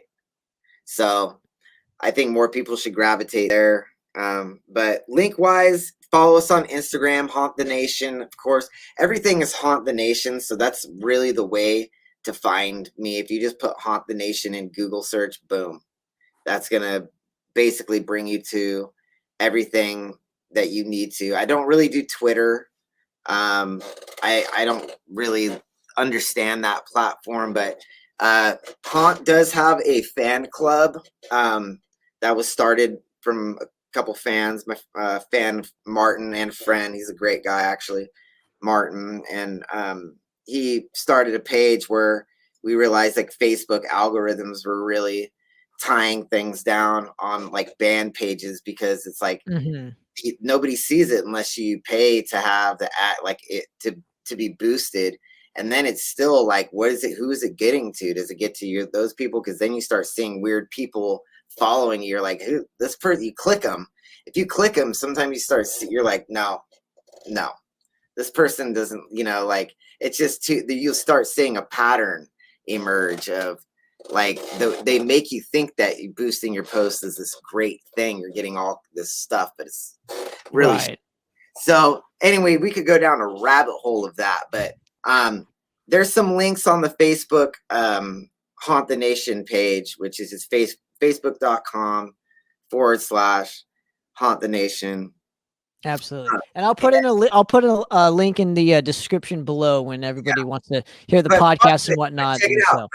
But everybody that's listening, check the fan club because it's a community of music lovers and no gatekeeping, no attitudes there. I have rules there and people tend to follow it. Like just be respectful to everyone no matter what they post. Don't like if they post a band you don't like it, don't go shitting down their throat. Like, oh fuck this shit. Nah, this is not allowed. Just be if you don't have anything good to say. It's weird because it's like the internet how I want it to be. It's so weird because my fucking Facebook, like I hate Facebook. I look on my news feed and I just fucking scroll. I'm like, nope. I go to my fan club page and I'm like, I see them like, sharing their bands, sharing their art, sharing what they're listening to the day or whatever, just saying like, just talking about Haunt too. And I'm like, everybody here is so positive. If only we could spread that, but somewhere some bad seed will always come and shit on Absolutely. Great if you open the doors up. So it's really cool to have a private group because you like also we get to filter like bots from coming into the group because that shit exists. It's Facebook. There's just all kinds of bullshit on there. So you could keep out any garbage from being spammed or totally. But yeah, so those make sure you go check out Haunt at, at hauntthenation.bandcamp.com. Trevor, I want to thank you again so much for giving me a couple minutes of your time and hanging with me on in another episode of Poppert's Corner. I'm out of here, guys. Later, man. Cheers.